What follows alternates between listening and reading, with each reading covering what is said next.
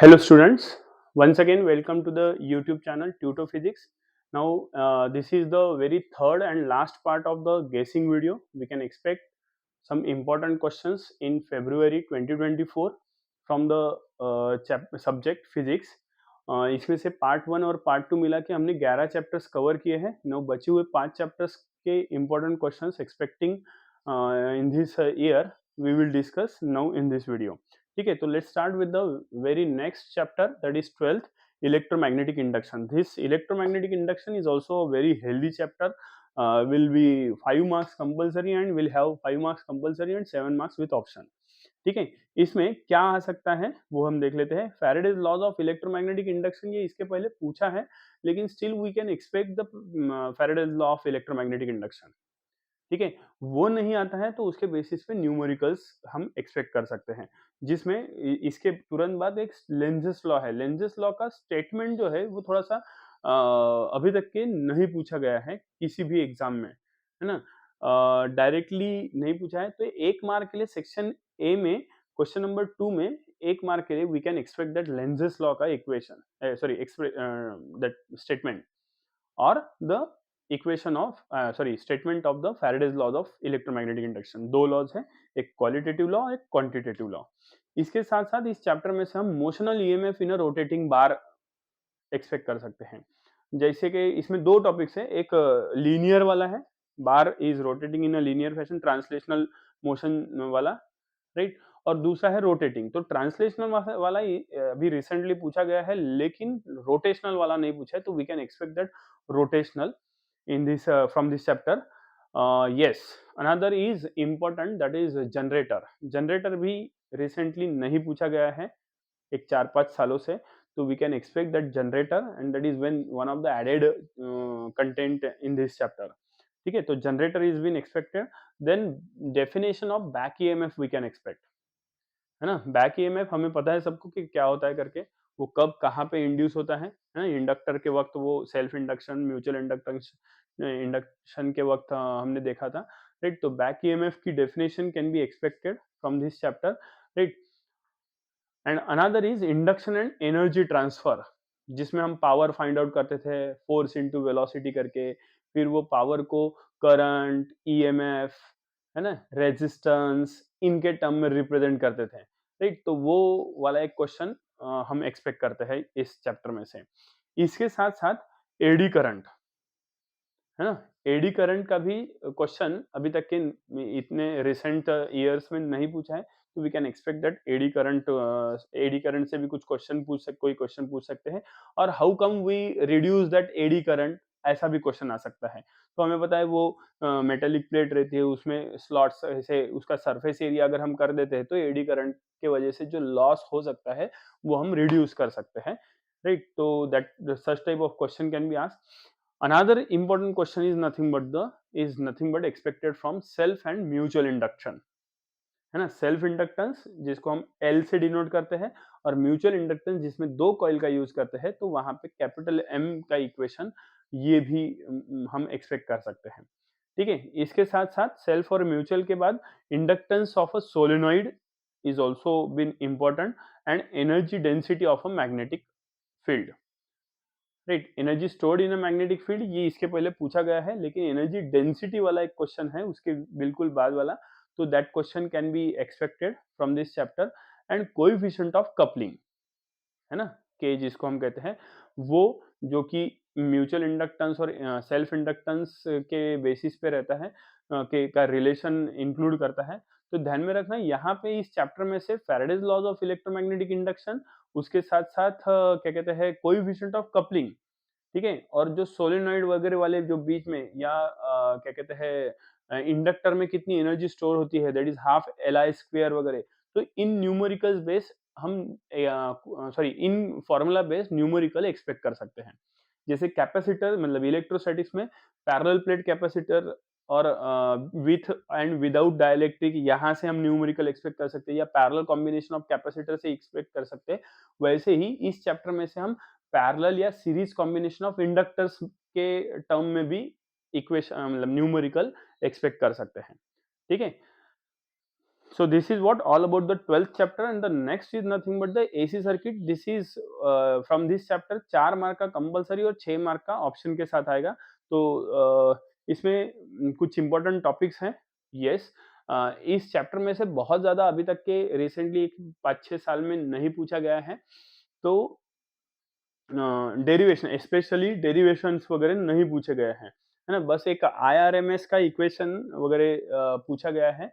लेकिन इस साल हम एक्सपेक्ट कर सकते हैं कि एक आध डेरिवेशन लाइक क्या कहते हैं आरएमएस वैल्यू का, है ना, RMS value of voltage and EMF, I mean EMF and current. ठीक है.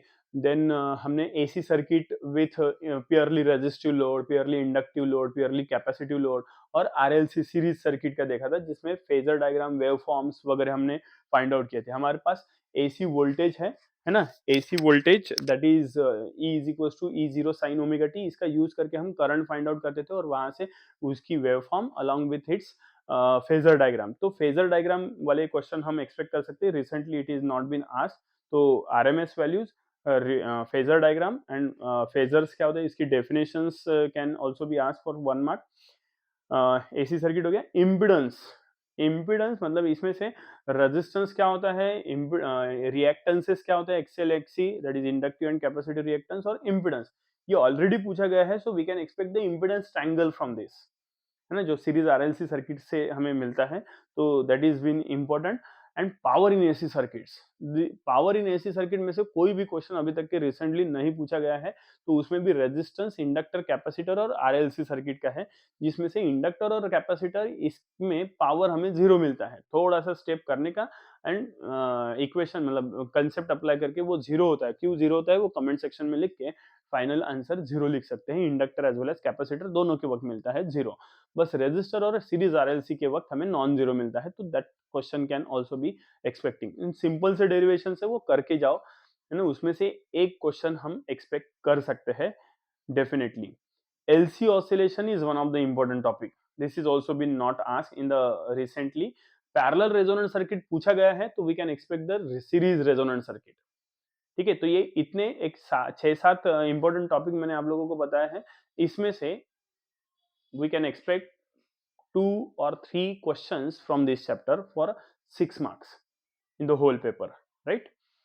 न्यूमेरिकल्स की अगर हम बात करते हैं तो resistor, impedance, capacitance, sorry resistance, impedance and reactances, इसके ऊपर फ्रीक्वेंसी, रेजोनेंट फ्रीक्वेंसी के ऊपर हम क्वेश्चन एक्सपेक्ट कर सकते हैं. आई मीन न्यूमेरिकल एक्सपेक्ट कर सकते हैं, राइट. और जो क्या कहते हैं सीरीज रेजोनेंट सर्किट और पैरेलल रेजोनेंट सर्किट, जिसमें हमें फ्रीक्वेंसी एक मिलती है, रेजोनेंट फ्रीक्वेंसी, तो उसमें से उसके ऊपर भी हम क्वेश्चन एक्सपेक्ट कर सकते हैं. ठीक है. तो this is what all about the AC circuit. The next is nothing but the dual nature of radiation and matter. This chapter is been मतलब इसमें से हमें 5 मार्क का पूछेंगे, जिसमें से 4 मार्क कंपलसरी रहेगा. ठीक है. तो सबसे पहले हम एक डायग्राम एक्सपेक्ट कर सकते हैं, that is nothing but the experimental setup of photo electric effect, है ना. तो वो जो डायग्राम है वो अच्छे से ड्रॉ करके जाना. वो दिखने के लिए इजी है, लेकिन नीचे का सर्किट कनेक्शंस थोड़ा सा देख लेना. करंट मीटर मतलब एमीटर, जिसको मैं उसके साथ साथ वोल्ट मीटर, वो कहाँ पे कनेक्ट करते हैं, करंट मीटर और वोल्टेज मेजरिंग मीटर, ये कहाँ पे कनेक्ट किया है वो थोड़ा सा देख के प्रॉपर डायग्राम ड्रॉ करके जाना. ठीक है. यस, इसमें से कुछ ऑब्जर्वेशंस है फोटो इलेक्ट्रिक इफेक्ट के, है ना. वो टोटल 9 ऑब्जर्वेशंस है.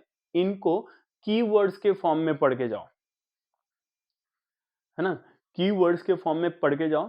ये कीवर्ड्स क्या रहेंगे, ये आपको मैं अभी रिसेंटली ये चैप्टर का वीडियो अपलोड करूंगा, तो उसमें आपको कीवर्ड्स के फॉर्म में किस तरीके से ध्यान में रख सकते हैं वो 9 के 9, तो वो मैं आपको लिख के दूंगा, है ना. वीडियो में रहेगा वो. तो वो उसके साथ साथ उसके कुछ ग्राफ्स है, 4-5 ग्राफ्स है. ग्राफ्स अगर अच्छे से करके गए तो 4-5 पॉइंट्स तो ऐसे ही लिख लेंगे, है ना. तो वो इम्पोर्टेंट है.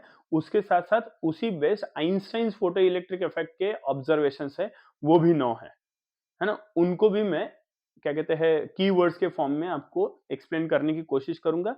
तो वो अच्छे से वो वीडियो से देख के जाना. ठीक है. We can also expect experimental setup of Davisson and Germer experiment. ठीक है, तो that is another important topic from this 14th chapter. Coming to the 15th chapter, that is structure of atoms and nuclei. ये भी 4 marks का compulsory questions आएंगे इसमें से, और 6 मार्क विद ऑप्शन रहेंगे।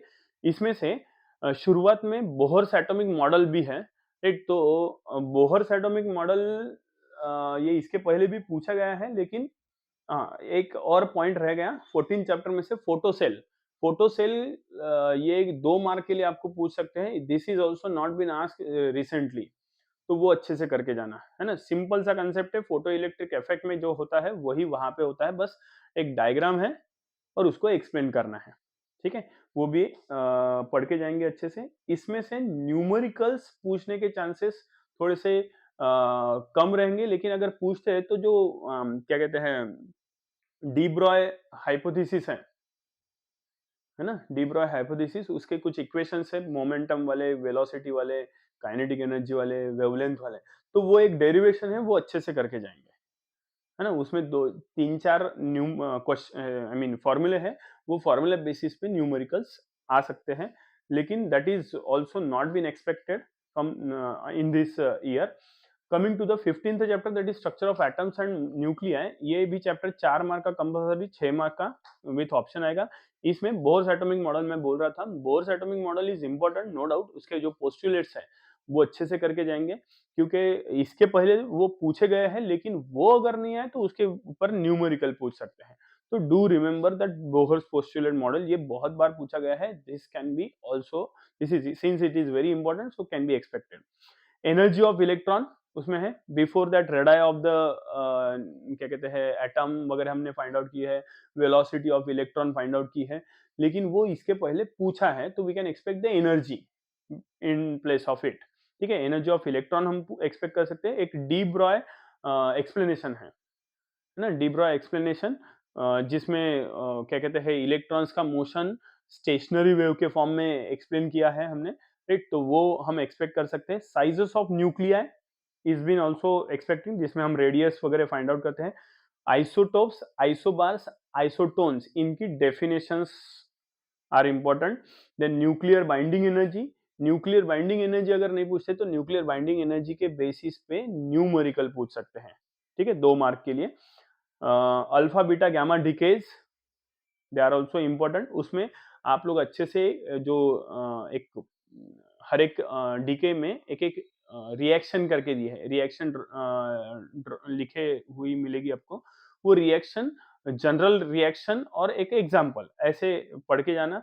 तो वहां से आप किस में एटॉमिक नंबर बढ़ता है, कितने से कम होता है, एटॉमिक मास नंबर कहाँ पे कितने से कम होता है, बढ़ता है, कहाँ पे एंटी न्यूट्रिनो आता है, कहाँ पे न्यूट्रिनो, कहाँ पे पोजिट्रॉन, कहाँ पे इलेक्ट्रॉन, ये सब कुछ आपको समझ में आएगा। तो वो इक्वेशंस, मतलब chemical reaction, I mean reaction जो है वो करके जाना, ठीक है।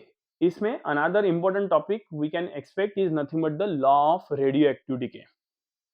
ये नहीं आया तो इसके ऊपर का न्यूमेरिकल आ सकता है। Along with this, half life time of radio active species and average time, average life time, tau वाला इक्वेशन, ठीक है।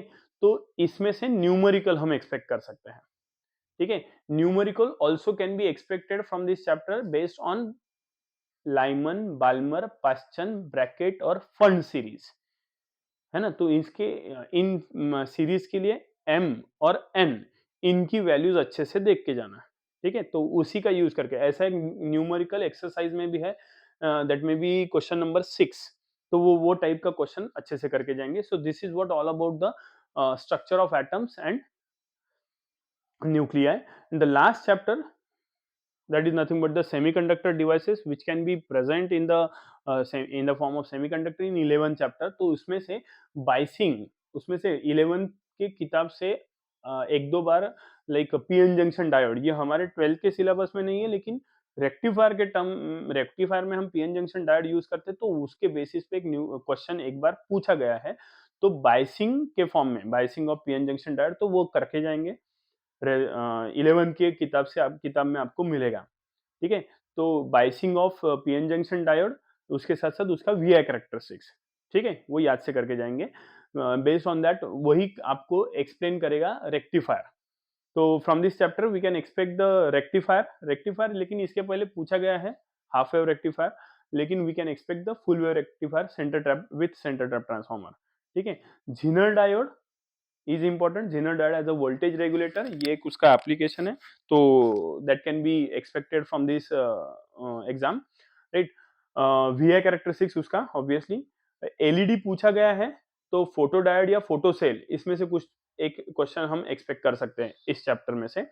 सोलर सेल, जिसको हम फोटो वोल्टाइक सेल वगैरह कहते हैं, ठीक है। इन सभी के सिंबल्स अच्छे से करके जाएंगे, वर्किंग और ऑपरेशन, ठीक है, ये अच्छे से करके जाएंगे, और उसके एप्लीकेशंस, ठीक है, क्योंकि इसमें से इंडिविजुअली 1 या 2 मार्क के लिए सिर्फ सिंबल पूछ सकते हैं, या फिर सिर्फ क्या कहते हैं एप्लीकेशंस यूजेस पूछ सकते हैं, कहाँ पे यूज होता है, ठीक है, तो वो अच्छे से याद करके जाएंगे। इसके साथ साथ एक ट्रांजिस्टर है ना, ट्रांजिस्टर में क्या करके जाएंगे, उसके सिंबल्स, ठीक है। ध्यान में रखना, हमारे क्या कहते हैं 12th के स्टेट बोर्ड की किताब में ट्रांजिस्टर के सिंबल गलत ड्रॉ किए हैं, उसमें अल्फा डीसी और बीटा डीसी का एक रिलेशन है, वो भी वहां पे गलत है। एक alpha DC in terms of beta DC गलत है, beta DC in terms of alpha DC जहां तक के करेक्ट है, तो ये थोड़ा सा क्रॉस चेक करके ही जाना, ठीक है। वो रिलेशन वैसे इसके पहले पूछा गया है, but still it is important, अगर वो नहीं आता है तो उसके बेसिस पे न्यूमेरिकल पूछ सकते हैं इस चैप्टर में से, तो वो थोड़ा सा ध्यान देना। सिंबल्स भी किताब से करके नहीं जाना, किताब से करके जाना है तो उल्टा करना, जहां पे किताब में नए किताब में करेक्शन आया है, लेकिन पुरानी किताबें जिनके पास है उनके लिए बता दूं, पुरानी किताब वाले एनपीएन के जगह पे पीएनपी करेंगे और पीएनपी के जगह पे एनपीएन करेंगे, ठीक है, ये याद से करना। वही diagrams common base configuration, common emitter configuration और कॉमन कलेक्टर कॉन्फ़िगरेशन,